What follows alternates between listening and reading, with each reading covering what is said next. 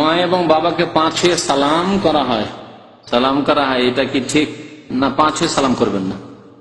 আল্লাহ নবী হাতে হাতে সালাম মোসাফা শিখেছেন, হাতে হাতে সালাম মোসাফা করবেন। আর যদি চুমা দিতে হয় তো মাথাতে দেবেন অথবা কপালে দেবেন, মাথাতে অথবা কপালে দেবেন মা বাবার চুমা, কিন্তু পায়ে চুমা দেবেন না বা পায়ে ধুলা নেবেন না। এগুলি হিন্দুদের কাজ, হিন্দুরা করে থাকে, হিন্দুদের পাশাপাশি বাস করে তাই শিখে রেখেছে এক শ্রেণী মুসলমান।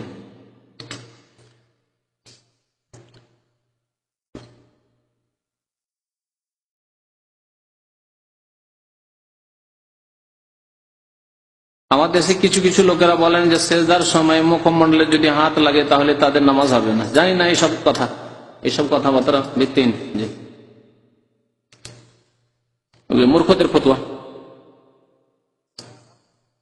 হুজুর সূরা ফাতিহা আমি পড়ি না, কেন পড়েন না? আল্লাহ হেদায়েত করুন আপনাকে। সূরা ফাতিহা অবশ্যই পড়েন, এতে আমার নামাজ হবে না? নামাজ হবে না। এতদিন জানতেন না, হয়তো হয়েছে বা হয়ে যাবে, আল্লাহ মাফ করবে, কিন্তু জেনে নেওয়ার পর আপনার কানে পৌঁছে গেল লা সালাতা লিমান লাম ইয়াকরা বিফাতিহাতিল কিতাব। নবী সাল্লাল্লাহু আলাইহি ওয়াসাল্লাম বলেছেন সূরা ফাতিহা যে পড়ে না তার নামাজ হয় না, এরপরে আপনার নামাজ হবে না। ফাতিহা না পড়লে নামাজ হবে না। আর আমাদের গ্রামের বড় কি বলছেন, ইমাম না ইমাম, হ্যাঁ পড়তে নিষেধ করেছে। জি হ্যাঁ, আপনার বড় ইমাম হচ্ছেন মুহাম্মদুর রাসূলুল্লাহ সাল্লাল্লাহু আলাইহি ওয়াসাল্লাম, তিনি বলেছেন যে সূরা ফাতিহা ছাড়া নামাজ হয় না, যে সূরা ফাতিহা পড়ে না তার নামাজ হয় না। তিনি আপনাদের ইমাম, আমার ইমাম, সবার ইমাম। জি। আর খোদা বলা যাবে কিনা? না, খোদা বলবেন না, আল্লাহ বলবেন।